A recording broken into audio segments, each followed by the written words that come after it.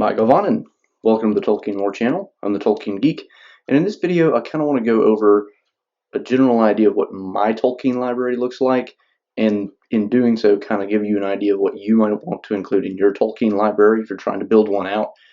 I'm not going to say mine is a definitive list by any means because there are a lot of books out there that I don't have, but I have pretty much everything that Tolkien himself wrote and several other things either about Tolkien or reference books for his Middle-earth mythology. So it's at least a good starting point. So with that said, let's get started with the obvious and then go towards the more obscure. So of course the main Middle-earth mythology is contained within The Hobbit, The Lord of the Rings, and the Silmarillion. Which ones you want to include in your library will probably depend on how much of a reader you are. The Silmarillion is definitely the toughest read. A lot of people who find even The Lord of the Rings difficult will probably definitely not finish the Silmarillion, although oddly enough my brother ended up finishing the Silmarillion and enjoyed that more than The Lord of the Rings. So I mean everybody's a little bit different, but by and large, more than likely if you find the Lord of the Rings hard, you're definitely going to find the Silmarillion hard. So there's a debate out there as to which one you should really start with. The Silmarillion, of course, gives the backstory for all of the other stuff. But then the other question is, do you start with The Hobbit and The Lord of the Rings? I mean, which one do you really start with? My money, I would say start with The Hobbit because it really is the most aimed at children. It's the easiest read. And also, because it's written in a style that's a little more aimed at children, when you read either The Lord of the Rings or the Silmarillion first, and then you go into The Hobbit, you feel like you're really taking a step down, and it just seems really strange that you would go from all this really high epic fantasy into something that's a lot more sometimes comical and definitely a lot less serious in a lot of ways than the other two books are. So I would say start with The Hobbit. And to me, some of the debate over whether to start with the Silmarillion or not also relates to, do you want to have all that background information? Because there's references in The Hobbit and Lord of the Rings to Silmarillion material.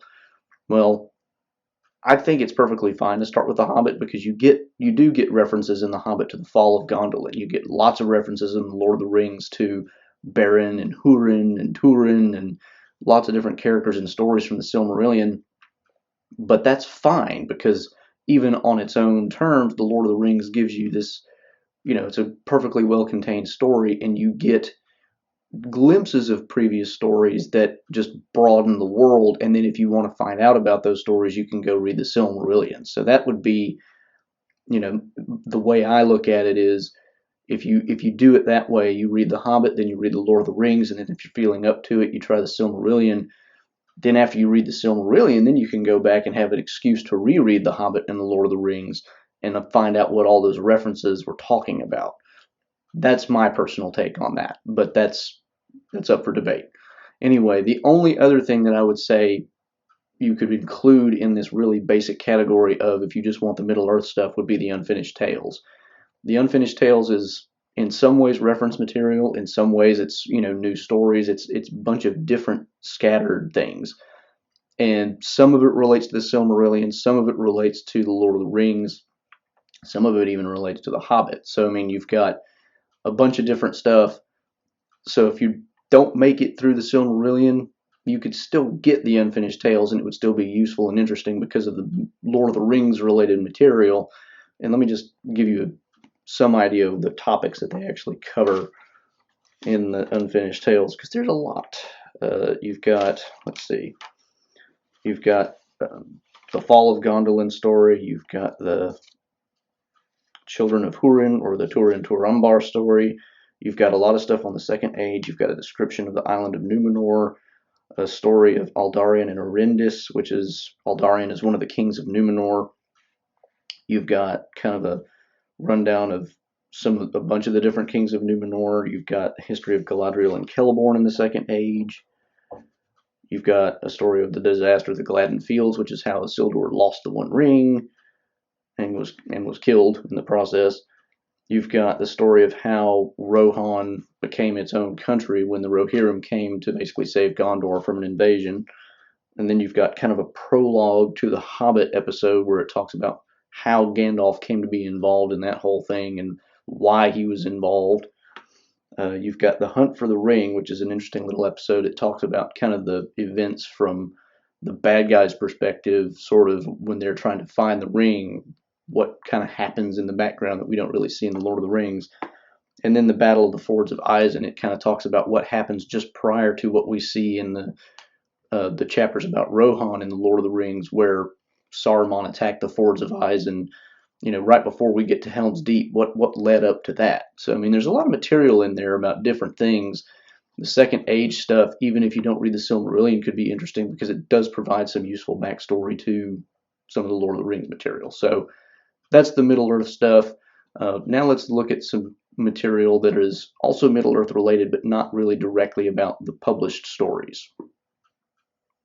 Since the death of J.R.R. Tolkien in the 1970s, his son Christopher has taken basically all of that time, and as his father's literary executor, has basically put together enormous amounts of material relating to kind of the earlier versions of Tolkien's works and kind of explaining how he got to what he did with the Silmarillion, because Tolkien never finished that. Christopher Tolkien kind of had to put the pieces together and edit that a little bit himself. And so partially the History of Middle-earth series is an explanation for his decision making and also just an exploration of Tolkien's own writing process and things like that. And it's interesting because you do get a very interesting sense of how his ideas developed and how his even writing style developed. So the History of Middle-earth series is 12 volumes, and that's all it's ever going to be at this point. The first 2 volumes are the Lost Tales, book 1 and 2. They basically cover the earliest versions of the stories in the Silmarillion, and then you get the Lays of Beleriand, which is Tolkien's attempt, none of them ever finished, to write really epic poems, I mean really epic poems, about the major Silmarillion stories, the Beren and Luthien story, the Turin Turambar story, and the Fall of Gondolin. So you've got that one. The poetry in there is great. You can tell Tolkien really puts his heart and soul into making poetry and making it, really good. And then you get The Shaping of Middle-earth, which has a lot of material that Tolkien wrote partially for himself, but also just as a way of explanation about how the world of Middle-earth came into being, how it shaped, how it was formed, different things about it. And there's a lot of interesting ideas there. And then you get The Lost Road and Other Writings, which kind of gets into more of the later versions of his editing before he went into the Lord of the Rings, but also gives you the Lost Road story, which was his unfinished time travel story that he had as a result of the kind of coin toss agreement he had with Lewis. They basically tossed a coin. One of them was going to write time travel. One would write space travel. Lewis ended up writing the space trilogy. Tolkien, unfortunately, never finished his story. A sad fact of much of Tolkien's writings, he never just got around to finishing it. But the first few chapters are, they give you an interesting idea of where the story might have gone, and it looks very much like a dystopian novel, actually. So those first 5 are kind of the most crucial. After the first 5, then you start getting into Lord of the Rings related History of Middle-earth. You get 4 volumes on the history of the Lord of the Rings writings, some of the early versions, and we find out some rather interesting changes were made. For instance, Strider was not always a man named Strider. At one point he was a hobbit named Trotter. So you've got a lot of different interesting shifts that happen there. And then after those 4 volumes, we go back to the Silmarillion stories with 2 more on the really early Silmarillion stuff, but we get some interesting things in there. There's actually a long conversation between 2 characters in the Silmarillion that gets very philosophical and theological. It's the most expressly theological thing probably in all of Tolkien's fiction. And then finally we get the Peoples of Middle-earth, which is the 12th volume of the History of Middle-earth, and it goes into a lot of stuff about languages and the peoples of Middle-earth, of course. And there's a lot of interesting material there as well. So that's the History of Middle-earth series, which covers a huge amount of material, most of which Unless you're a nerd, you're probably not going to find that interesting. But some of it, like I said, A Lost Road, some of the Lays of Valerian you might find interesting if you like poetry. And you might just be interested if you really like the Silmarillion and seeing the early versions because they're very different. So, I mean, if you can find some in your local library or find like just a way to browse table of contents, you could use that to get an idea of which ones you might want to pick up. But unless you're just really a nerd, you're not going to want to read every single one for every bit of information in it. So, at some point, I'll go into more detailed looks into each of those, but for now, I'll just kind of leave it at that overview. Now, let's look at some non Middle Earth related stuff. So, here's some lighter reading, and none of it really Tolkien, not related to the stuff that we think of when we think of Tolkien. You've got Smith of Wotton Major and Farmer Giles of Ham, both of which are very short stories, both of which are very interesting. I've done videos on both of those before. I'll link to those in the description. But they're really easy to read, but especially the Smith of Wotton Major one is there's a very deep meaning to it. Farmer Giles of Ham, that one, it's a very philologist type work. Apparently, there's a lot of puns based on places and language that I don't really have enough expertise to really get, but they're both interesting stories regardless. And the Farmer Giles of Ham one is comical, even just as a basic story. And then you've got stuff that's really more directed specifically at children, and those would be Mr. Bliss. This edition just came out recently. It's basically about a guy who buys a car back when those things were really new, has some adventures with it, and gets in all sorts of trouble. Definitely a more child-oriented. Slightly older would be Rover Random, which is a story about a dog who gets into all sorts of interesting adventures. It's been so long since I've read Rover Random, I really don't remember what it's about. I need to reread it and do a review at some point. And then the only thing that really kind of tangentially touches on Middle Earth type material is the Father Christmas letters. And I've done a video on that recently as well, but it's basically letters from Father Christmas to Tolkien's children when they were young, and you get adventures involving goblins and interesting references to goblins' history that kind of hint at the Silmarillion a bit. But they're all, it's just little self-contained letters, and a lot of it's more about what's going on at the North Pole, which is often just kind of crazy, weird adventures. So interesting material there. Now let's look at some of Tolkien's translations and things like that. If you want to get an idea of what Tolkien was interested in terms of stories outside of Middle-earth, several different books exist on that topic. Some of these I've already done reviews of. The Story of Kullervo, this red one here, and the Lay of Otru and Itrun. Those are, the Lay of Otru and Itrun are basically about a very short poem about a lord and lady, and the Story of Kullervo kind of forms the basis of Turin Turambar, but it's from the Norse legends. Then, of course, we have Beowulf, that's Tolkien's, kind of big deal there. He put a lot of work into Beowulf, and this is basically just his translation of Beowulf. But then you've got some slightly more original works. The Legend of Sigurd and Gudrun, that one is, it's the Legend of Sigurd and Gudrun. Again, we're talking about some Norse myth, but he kind of reworks it, does his own poem, long style poem about that. And this is another one. It's been a long time since I've read, so I don't remember all the details, but it gets pretty interesting, and you can see kind of Tolkien's, mind working on an old story. And then there's The Fall of Arthur, which is probably the most original of these very different stories. And again, it's kind of him writing in verse about the fall of Arthur in his own original way. He's basing it on older stuff, but taking his own approach to it, and he's writing it in poetry. So you've got a lot of different stuff here, and basically all of these are poetic, except I think the Story of Kullervo has poetic version and a non-poetic version. So there's just a lot of material here. There's just tons of different things out there that you can read that aren't Lord of the Rings related at all, but they're all interesting stories in their own way. And in Beowulf, of course, there's also commentary Tolkien's commentary on the stories and whatnot. The only other one that I would really put maybe in this category, but it's really not. There are other works out there. There's Finn and Hengist, which is really a lot more academic.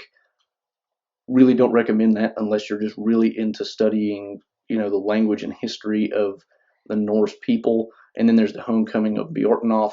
I'm probably not pronouncing that right.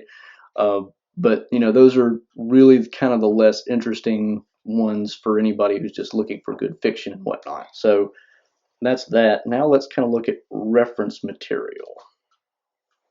So I'm using reference material in a really broad sense. Of course, there are reference works out there like this one, The Complete Guide to Middle-earth, and there's a lot of other ones. I don't have nearly all of them. There's books that are just dedicated to the maps, that are just dedicated to the creatures of Middle-earth, you name it. And there's numerous ones that are complete guides like this one that I don't have either. I'm also including the Tolkien biography by Humphrey Carpenter. There's, if you want to learn more about his life generally, just hoping to find out more about what might have inspired him, Tolkien wouldn't really think well of that approach, but, people do it anyway. And then also in reference materials, I include essays. Some of the things that Tolkien wrote in his essays give you a really good idea of his approach to thinking about stories generally or specific stories, like he's got two on Beowulf actually. And then he's got on fairy stories where he talks about fantasy as a genre. Just really interesting stuff. He's also got an entire essay on the project of writing and inventing languages. So there's interesting stuff in there. You can get better ideas. There's also, of course, the letters of J.R.R. Tolkien, which I've referenced several times in videos that I've done.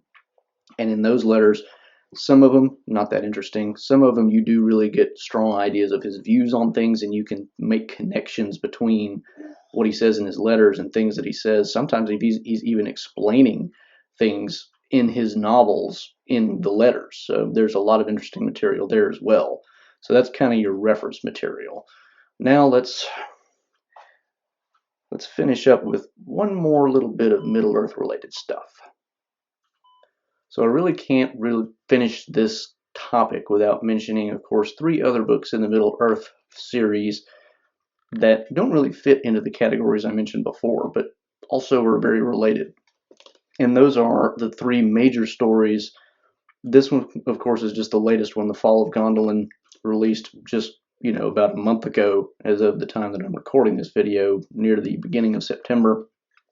And this is the last book that Christopher Tolkien is going to put out. He's already said that in the foreword to this book, so this is the last thing we can really expect from Christopher Tolkien forever. But the other 2 would be The Children of Húrin and the Beren and Luthien stories. So each of those has a separate volume. The Beren and Luthien story was kind of tracking the progress of just that story through, the earliest versions through the finished version that we get in the Silmarillion. I say finished, edited. Let's say edited. The Children of Húrin was a lot more like an attempt to just put all the most relevant and most recent material in the form of a long novel. And for my money, that one was the most enjoyable.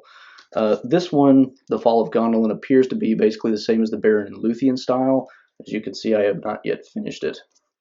But I'm well on my way, and I'll have a review for this when I do finish it. But in the foreword, he indicates he's doing basically the same thing as he did with the Beren and Luthien story. Interestingly enough, The Fall of Gondolin is basically the last of the major stories from the Silmarillion, but it's also really the first one that Tolkien worked on and finished, if you could say he ever finished any of them. So it's kind of fitting that he ends with this one in a way, but as I said, this is the last thing we can expect from Christopher Tolkien. Hopefully somebody else will take over and really put together a lot more material. If there is much more to put together at this point, maybe there's not. But at any rate, this is the last thing from Tolkien, and so at least that we know of. So I wanted to end the video with that since it seems kind of fitting. So that's pretty much my Tolkien library. I didn't show everything. As I mentioned, I have several other reference works that deal with different topics, but that's pretty much it. And of course, there are tons of other books out there as well. Lots of books dealing with Tolkien and the Inklings, Tolkien in this particular way, or just lots of different material out there. So there's definitely more than what I've talked about here. So that's my Tolkien library. Hope it gives you a pretty good idea of what to look for, what kind of things to pick up, what you might want to get, what you might not be interested in. If you have other books that I didn't really mention here that you think are really good additions to a library, please mention them in the comments below. I'm always looking to get some more stuff, and my wife will generally get me at least one book a year for either Christmas or birthday, so it gives me good ideas for gifts in the future and stuff I can review in the future as well. So please do mention any books that you think are really worth adding to a Tolkien library. And if you thought this video was worthwhile, please give it a thumbs up, share it around. And if you want to learn more about Tolkien generally in any aspect of his life or career, then subscribe to the channel. And you can also follow me on Twitter at JRRTLore. Until next time, I'm the Tolkien Geek signing out for the Tolkien Lore channel. Namaste.